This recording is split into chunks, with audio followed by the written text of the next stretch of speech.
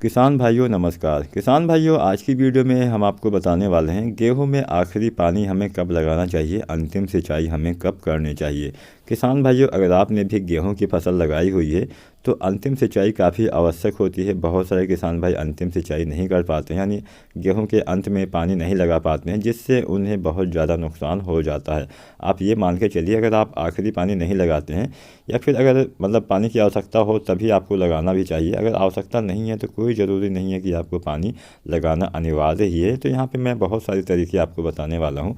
आपको पानी कब देना चाहिए, कितनी मात्रा में देना चाहिए, देने का समय क्या होना चाहिए और इस समय कौन सी खादों का इस्तेमाल कर सकते हैं, अंतिम पानी देने का सबसे अच्छा समय क्या है।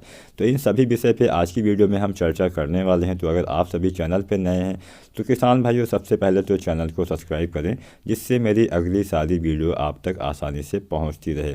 तो सबसे पहले चैनल सब्सक्राइब जरूर कर लें, साथ में बेल आइकन भी दबा लें। इस वीडियो को लाइक भी करें, अपने दोस्तों के साथ शेयर भी करें। आपके मन में कोई भी सवाल हो नीचे कमेंट के माध्यम से आप पूछ सकते हैं।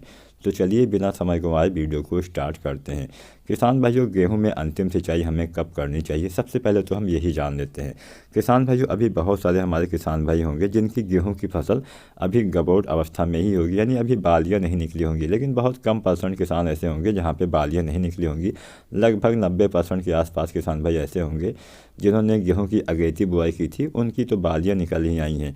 तो बालियाँ निकलने के बाद आपको कौन सी अवस्था में अंतिम सिंचाई करनी है, सबसे पहले हम ये जानते हैं। उसके बाद में आगे की डिटेल आपको बताने वाले हैं। तो किसान भाइयों, आपको गेहूं की फसल में अंतिम सिंचाई जब हमारे दाने कड़े होने वाली स्टेज होती है, जब दाने हमारे दूध वाली स्टेज के बाद वाली जो अवस्था होती है, जब दाने धीरे धीरे से कड़े होने की स्टेज में आगे बढ़ते हैं, तब आपको करनी चाहिए। दाने कड़े होने की अवस्था में आपको गेहूं में अंतिम सिंचाई कर देनी चाहिए। ये अवस्था किसान भाइयों 120 से लेके 135 दिन के बाद आ जाती है, यानी बुआई के 120 से लेके 135 दिन की अवस्था में आती है। बहुत सारी किस्में थोड़ा सा जल्दी पक जाती हैं, बहुत सारी किस्में थोड़ा सा देर में पकती हैं। तो आपके किस्म पे निर्भर करता है कि आपके दाने कब कड़े होते हैं। तो सबसे पहले तो आपने ये जाना कि हमें गेहूं में अंतिम सिंचाई कब करनी चाहिए। अब हम जानते हैं किसान भाइयों, अगर आपकी फसल में अभी अगर आपके गेहूं में बालियां नहीं निकली हैं तो आपको क्या करना है। किसान भाइयों, अगर आपकी फसल में अभी बालियां नहीं निकली हैं, अभी गबोट अवस्था चल रही है और इस अवस्था में भी अगर नमी की कमी आपको दिखाई दे रही है, खेत में अगर आप जाते हैं मिट्टी एकदम से सूखी हुई है, चिटकी हुई है, तब आपको तुरंत सिंचाई कर देना है। तब आपको दाने कड़े होने का इंतज़ार नहीं करना है, क्योंकि इस अवस्था में भी अगर आप सिंचाई नहीं करते हैं, नमी की कमी रह जाती है, तो होता क्या है, हमारी जो बालियां हैं छोटी रह जाती हैं, बालियों में दाने का भराव नहीं हो पाता है, दाने एकदम छोटे महीन से पिचके हुए आएंगे, जिससे आपको उत्पादन सीधा कम मिलेगा। तो अगर गबोट अवस्था है या फिर दाने का भराव हो रहा है या फिर दुग्धावस्था है, किसी भी अवस्था में अगर आपके मिट्टी में नमी नहीं है तो तब तो आपको तुरंत ही सिंचाई कर देनी है और लास्ट पानी तो आपको दाने कड़े होने की अवस्था में लगाना है, जिससे बहुत सारे किसान भाई बहुत सारी जगहों पे ऐसी मिट्टी है जहाँ पे काफ़ी जल्दी जल्दी पानी सूख जाता है। बहुत सारी मिट्टी ऐसी है जहाँ पे नमी बहुत देर तक बनी रहती है, यानी भारी मिट्टी।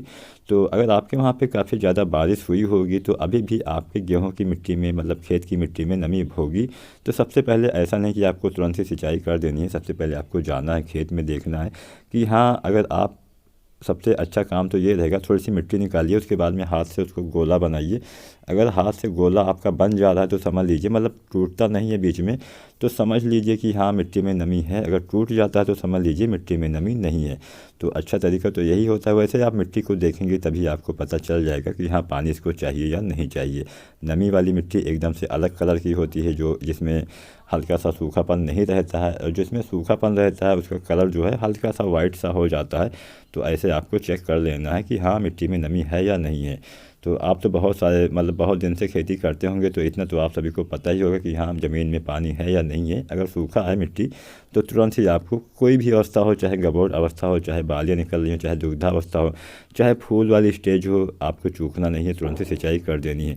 अब हम जानते हैं कि हम और क्या कर सकते हैं जिससे हमें अधिक पैदावार मिल सके। किसान भाइयों, और आप अगर आपकी फसल अभी गबोट अवस्था में है तो NPK 05234 का इस्तेमाल कर दीजिए। इसके 1.5 किलोग्राम मात्रा आपको लेनी है प्रत्येक एकड़ के हिसाब से। इसके साथ में बोरोन खाद भी आप दे सकते हैं, साथ में सागर का लिक्विड भी आप दे सकते हैं। किसान भाइयों, अगर आपकी फसल में बालियाँ निकल आई हैं तो बालियाँ निकलने के बाद एक खाद आती है 0050 NPK। इसका इस्तेमाल आपको करना है, जिसमें 50% जो पोटास है वो पाया जाता है और 17.5% सल्फर पाया जाता है, जिससे दाने का भराव काफ़ी अच्छे से होता है, दाने में चमक बढ़ती है, दाने में वज़न बढ़ता है। तो इनका इस्तेमाल आप कर सकते हैं, लेकिन खादों के इस्तेमाल से पहले भी आपको देखना है कि हाँ मिट्टी में नमी है या नहीं है।